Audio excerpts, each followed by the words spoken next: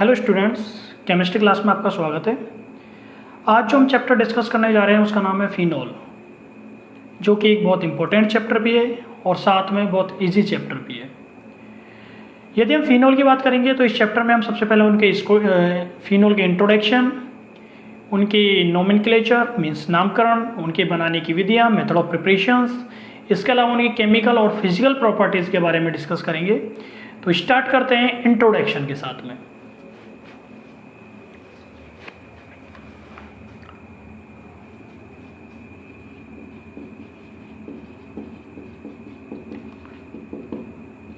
Introduction, परिचय।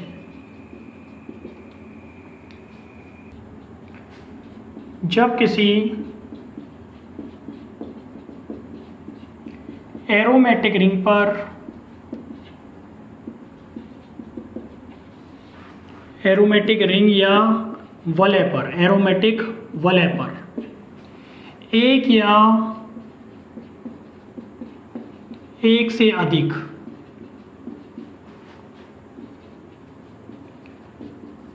OH समूह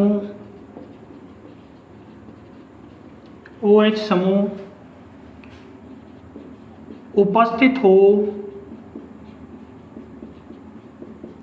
तो उन्हें एरोमेटिक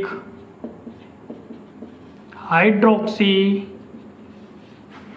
कंपाउंड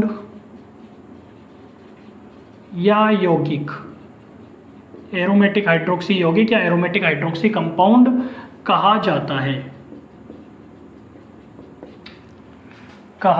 है। ये दो प्रकार के होते हैं। पहला जो होता है वो होता है एरोमेटिक एल्कोहल।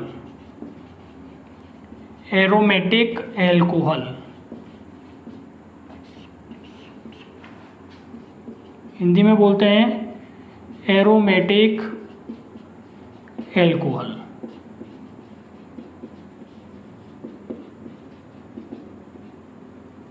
एरोमेटिक एल्कोहल में क्या होता है, देखो,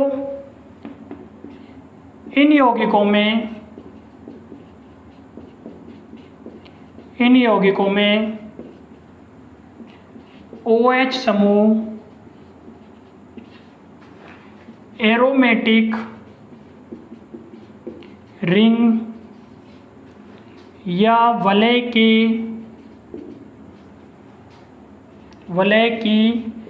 पार्श्व श्रृंखला ब्रैकेट में साइड चेन, पार्श्व श्रृंखला को बोलते हैं साइड चेन, पार्श्व श्रृंखला या साइड चेन से जुड़ा होता है। ठीक है बच्चों, तो देखो पहले यहां तक देखिए आप, हमने लिखा है जब किसी एरोमेटिक रिंग पर एक या एक से अधिक OH समूह उपस्थित हो तो उन्हें एरोमेटिक हाइड्रोक्सी कंपाउंड या एरोमेटिक हाइड्रोक्सी यौगिक कहा जाता है। ये दो प्रकार के होते हैं। फर्स्ट वन होते हैं एरोमेटिक एल्कोहल।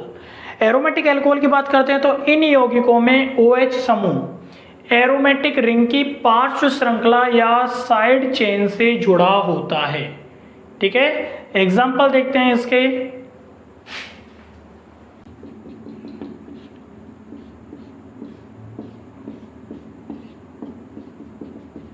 CH2OH, ठीक है, इसका नाम होता है बेंजिल एल्कोहल।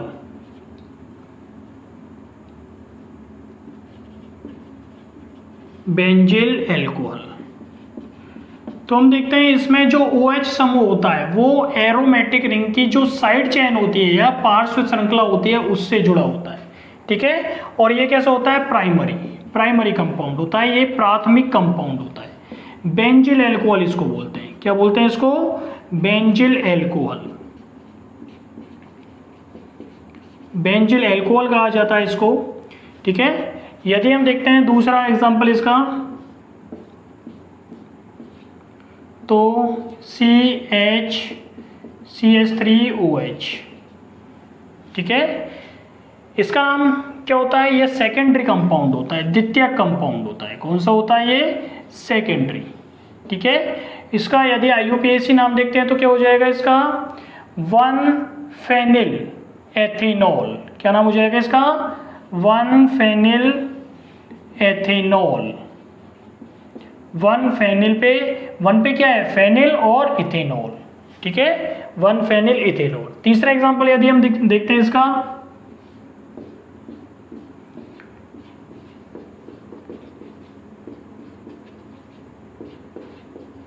ये कैसा कंपाउंड होता है, ये होता है टर्सरी या तृतीयक कंपाउंड होता है, ठीक है। और यदि हम इसका IUPAC नाम देखते हैं तो हम देखते हैं किस पर, यहाँ से हम सबसे लॉन्गेस्ट चेन का सिलेक्शन करते हैं, ठीक है। तो 2 पे क्या आता है, OH समूह, 2 पे क्या आ रहा है, फेनिल, तो 2-फेनिल 2-प्रोपेनॉल, 2-फेनिल 2-प्रोपेनॉल, ये इसका क्या होता है, नाम होता है, ठीक है ना। तो ये तो क्या हो गए आपके एरोमेटिक अल्कोहल के एग्जांपल्स, ठीक है। इसके बाद हम चलते हैं दूसरे पे। एरोमेटिक हाइड्रोक्सी कंपाउंड का जो दूसरा प्रकार होता है उसका नाम होता है फिनोल।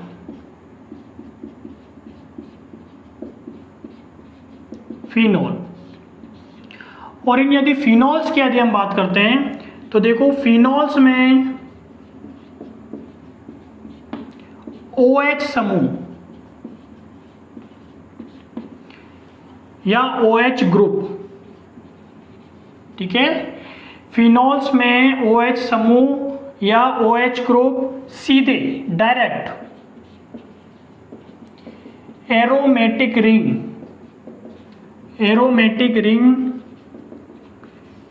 या एरोमेटिक वलय से जुड़ा होता है।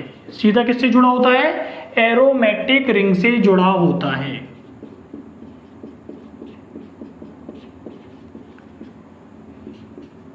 एक या एक से अधिक OH समूह होने पर इन्हें क्रमशः mono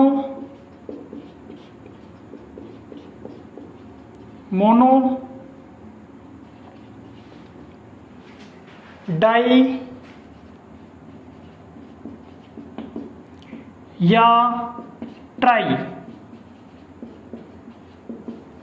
trihydric alcohol, trihydric phenols कहा जाता है, ठीक है ना बच्चों। तो देखो फिनोल में OH समूह या ग्रुप सीधे एरोमेटिक रिंग से जुड़ा होता है। एक या एक से अधिक OH समूह उपस्थित होने पर इन्हें क्रमशः मोनो, डाई और ट्राईहाइड्रिक फिनोल कहा जाता है। देखो मोनोहाइड्रिक फिनोल्स क्या होते हैं, ठीक है। तो पहला हम देखेंगे इसमें मोनोहाइड्रिक फिनोल।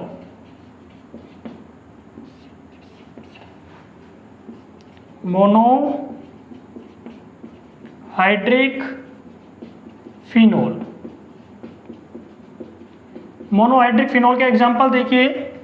तो देखिए आप, इसको बोला जाता है फिनोल। क्या बोला जाता है इसको, फिनोल बोला जाता है।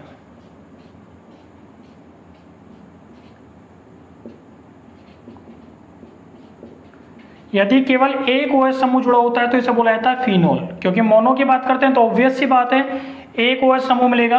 एक OH समूह जुड़ा हो और एक CH3 जुड़ा हो बेंजीन रिंग के साथ में, एरोमेटिक रिंग के साथ में, तो चूंकि ये क्रिसोल होता है और वो भी एक दूसरे के किसके, फिनोल के ऑर्थो मीन्स OH समूह के ऑर्थो पोजीशन पे है, तो इसे बोला जाता है ऑर्थो क्रिसोल। क्या बोला जाता है इसको, ऑर्थो क्रिसोल।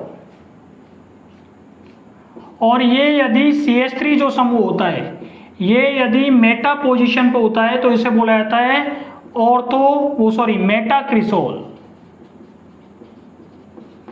और यदि CH3 समूह पैरा पोजीशन पे होता है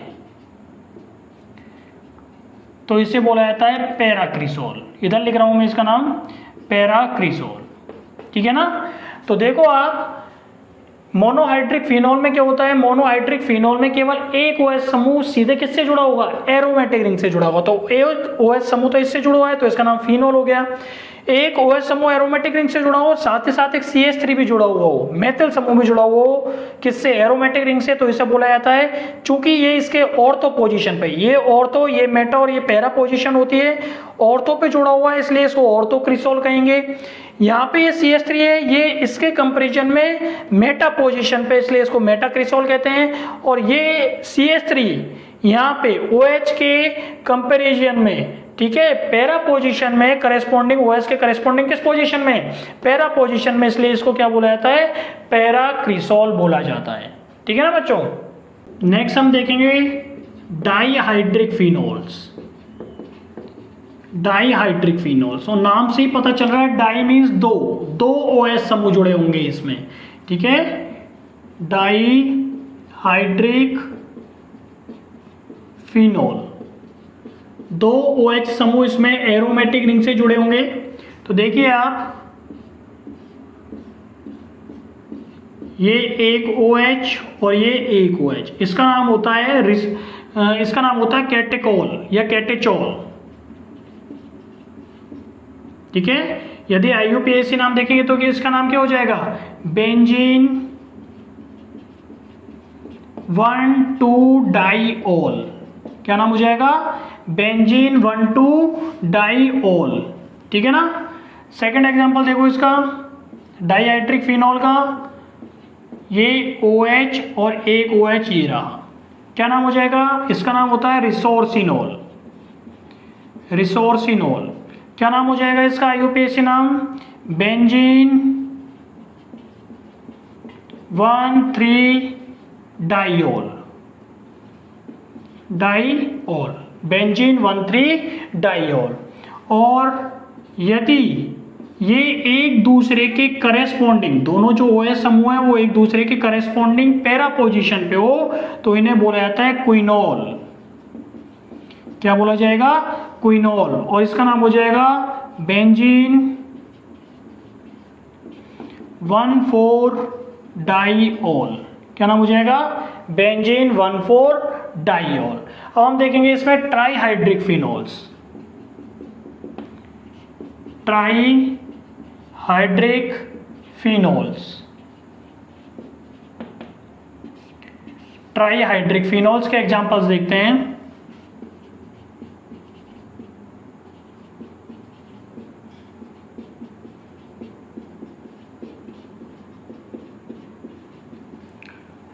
ट्राईहाइड्रिक फिनोल में नाम से पता चल रहा है कि हमारे पास 3 हाइड्रोक्सी समूह होंगे, 3 OH समूह होंगे, ठीक है। तो देखो आप,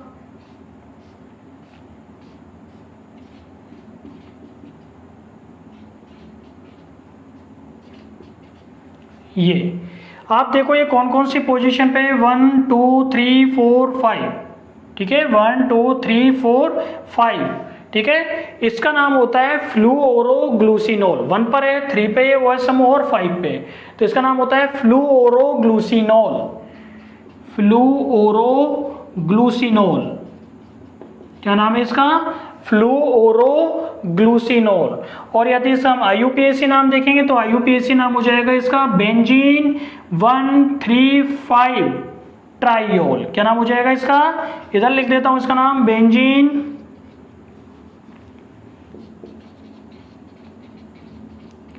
1,3,5-ट्राईओल, ये इसका IUPAC नाम हो जाता है, ठीक है ना, बेंजीन 1,3,5-ट्राईओल।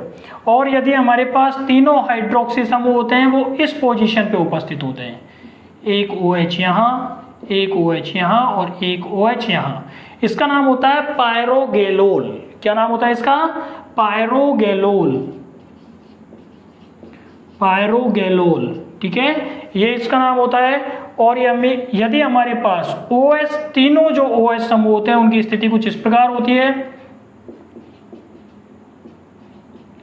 इस प्रकार यदि हमारे पास OH समूह की स्थिति होती है जो कि एरोमेटिक रिंग से जुड़े होते हैं तो इसका नाम होता है हाइड्रोक्सीक्विनोल। क्या नाम होता है इसका? हाइड्रोक्सीक्विनोल। ठीक है ना बच्चों। तो ये अपने ट्राईहाइड्रिक फिनोल होते हैं जिसमें 3 OH समूह जो होते हैं वो एरोमेटिक रिंग से जुड़े हुए होते हैं। नेक्स्ट जो हम टॉपिक पढ़ेंगे वो है methods of preparation. Methods of preparation of phenol.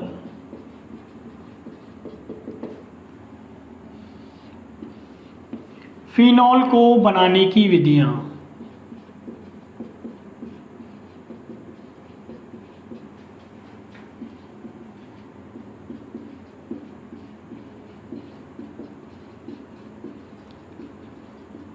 Phenol को बनाने की विधियां कि मेथड ऑफ फिनोल्स क्या होते हैं, method of preparation of phenols वो देखते हैं। तो फर्स्ट वन जो होता है वह है from benzene sulphonic acid. Benzene sulphonic acid, benzene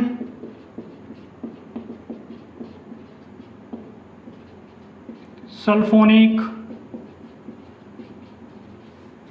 अम्ल से। बेंजीन सल्फोनिक अम्ल से। बेंजीन सल्फोनिक अम्ल से कैसे बनाते हैं वो देखिए। ये हमारे पास बेंजीन होती है, इस बेंजीन की रिएक्शन करवाते हैं हम सल्फर ट्राईऑक्साइड से। किससे करवाते हैं?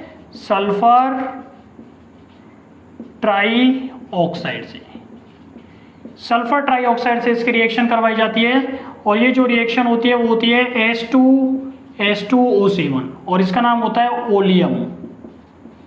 क्या होता है इसका नाम?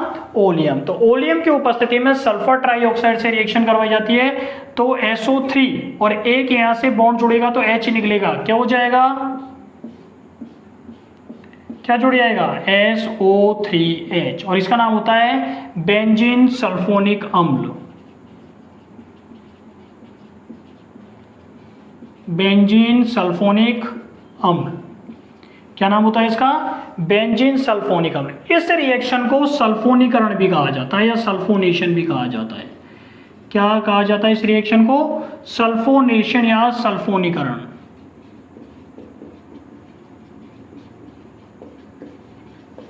ठीक है। और ये जो हमारे पास बेंजीन सल्फोनिक अम्ल बनता है, क्या नाम है इसका? बेंजीन सल्फोनिक अम्ल।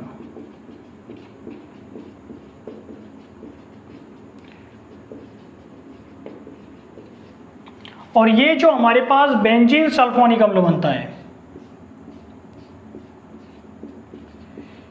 इसको हम NaOH के साथ गर्म करते हैं। क्षार के साथ NaOH के साथ में क्या करते हैं? हीट करते हैं।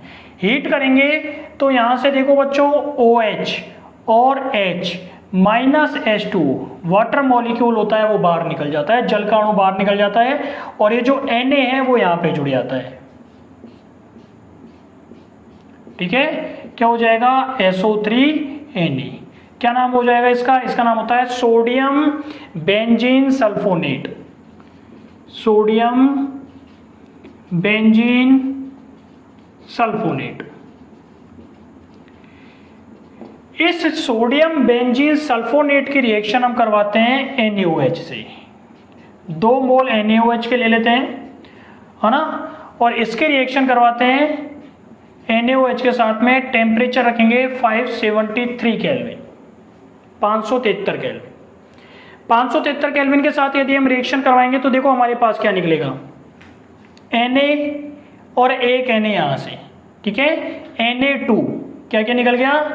Na2 और SO3, ये SO3, एक Na एक Na यहां से और SO3, तो क्या हो गया? Na2SO3। क्या बना ये?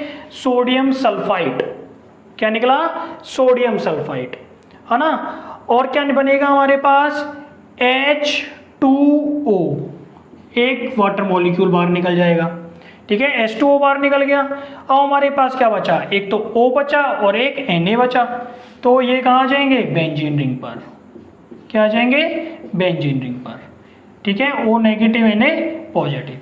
क्या नाम होता है इसका, इसका नाम होता है sodium phenoxide. Sodium phenoxide, sodium phenoxide बनता है। और ये सोडियम फिनॉक्साइड रिएक्शन करता है HCl से।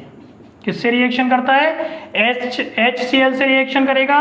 तो यहां से Na पॉजिटिव और Cl negative minus NaCl sodium chloride बाहर निकलता है, और H होता है वो कहां पे जुड़ जाता है, इस O के साथ में, और हमारे पास प्राप्त होता है फिनोल। फिनोल। तो देखो बच्चों क्या होता है, फ्रॉम बेंजीन सल्फोनिकम से किस प्रकार से बनाया जाता है। सबसे पहले तो हम बेंजीन होते हैं उसकी रिएक्शन करवाते हैं सल्फर ट्राईऑक्साइड से, प्रेजेंस रखते हैं ओलियम की H2H2O7, और हमारे पास बनता है बेंजीन सल्फोनिक एसिड। ठीक है, बेंजीन सल्फोनिक एसिड बनेगा। ये रिएक्शन जो कहलाती है वो सल्फोनेशन या सल्फोनीकरण भी कहलाती है।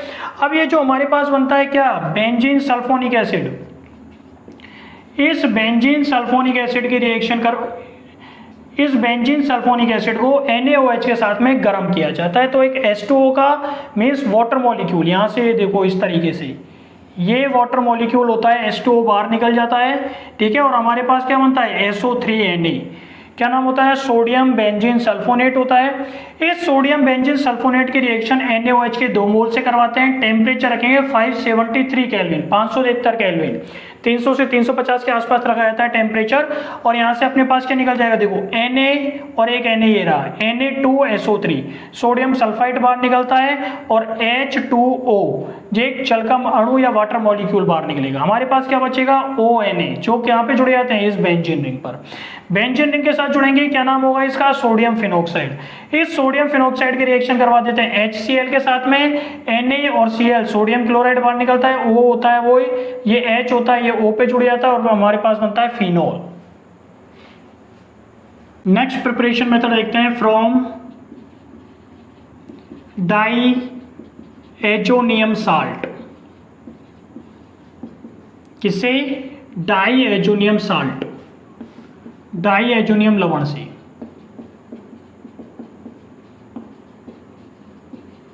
डाई एजोनियम लवण से,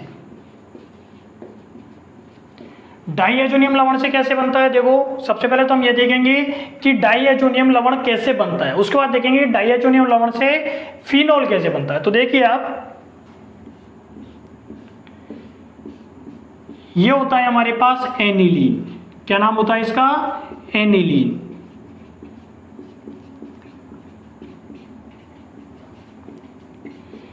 इस एनिलीन की क्रिया हम करवा देते हैं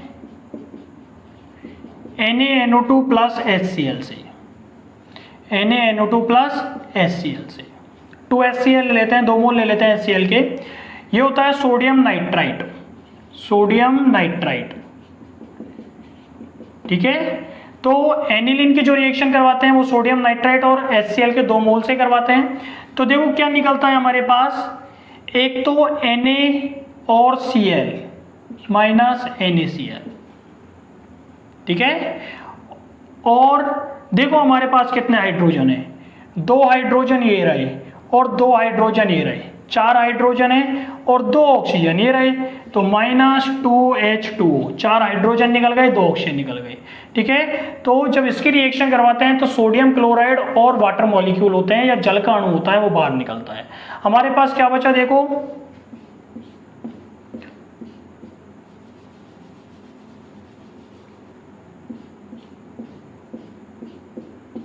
हमारे पास बचता है एक तो N2, एक N ये रहा, एक N ये रहा, क्या बचा N2 पॉजिटिव और Cl नेगेटिव, ये बचा हमारे पास। इसका नाम होता है benzene diazonium chloride, benzene diazonium chloride. इस बेंजीन डाई एजोनियम क्लोराइड का जब करवाया जाता है हाइड्रोलाइसिस, जल अपघटन,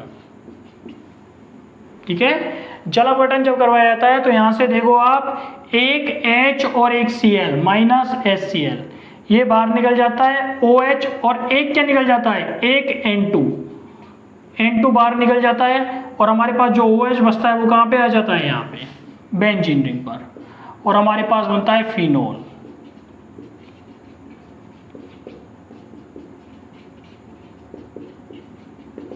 ठीक है बच्चों, तो सबसे पहले एनिलीन की क्रिया हम सोडियम नाइट्राइट और HCl के 2 मोल से करवाते हैं। NaCl और 2 वाटर मॉलिक्यूल या 2 जल के अणु बाहर निकलते हैं और हमारे पास प्राप्त होता है बेंजीन डाइएजोनियम क्लोराइड। इस बेंजीन डाइएजोनियम क्लोराइड का जब जल अपघटन करवाया जाता है तो HCl और N2 ये बाहर निकल जाते हैं और हमें फिनोल प्राप्त होता है। थर्ड वन मेथड देखते हैं, decarboxylation of sodium salt of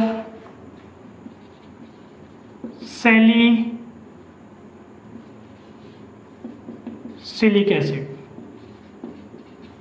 ठीक है, decarboxylation of sodium salt of salicylic acid. Salicylic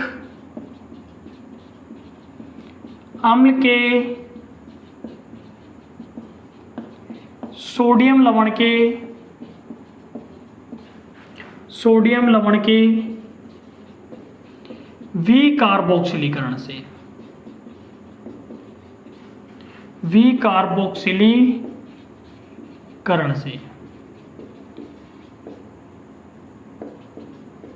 ठीक है, सैलिसिलिक अम्ल के सोडियम लवण के विकार्बोक्सिलीकरण से हम क्या बनाना है, फिनोल बनाना है। ठीक है ना, तो देखो कैसे बनता है।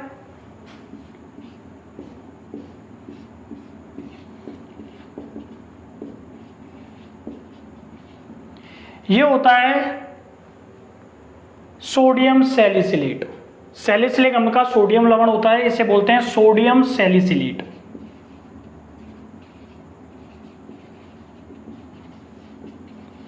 सोडियम सैलिसिलेट बोलते हैं।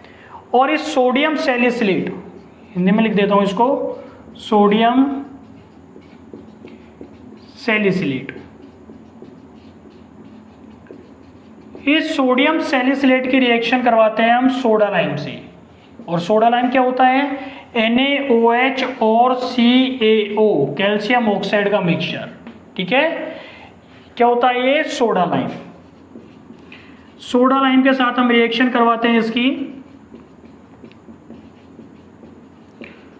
तो देखो हमें क्या प्राप्त होता है। ये देखो आप यहां से,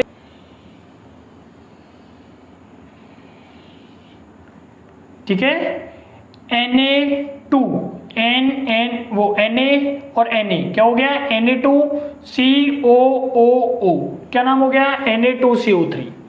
सोडियम कार्बोनेट ये बाहर निकलता है, सोडियम कार्बोनेट क्या हो जाता है, बाहर निकल जाता है। सोडियम कार्बोनेट क्या बाहर निकल गया और एक H कहाँ चल जाता है, यहाँ पे। ठीक है, क्या बन जाता है हमारे पास, फिनोल।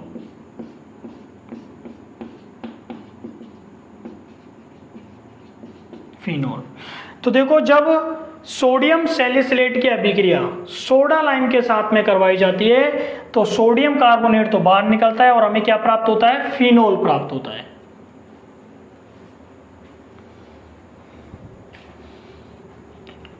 आज के लेक्चर में बच्चों केवल इतना ही। नेक्स्ट लेक्चर में इसके हम रिमेनिंग मेथड ऑफ प्रिपरेशंस पढ़ेंगे। तब तक के लिए thank you, thanks a lot.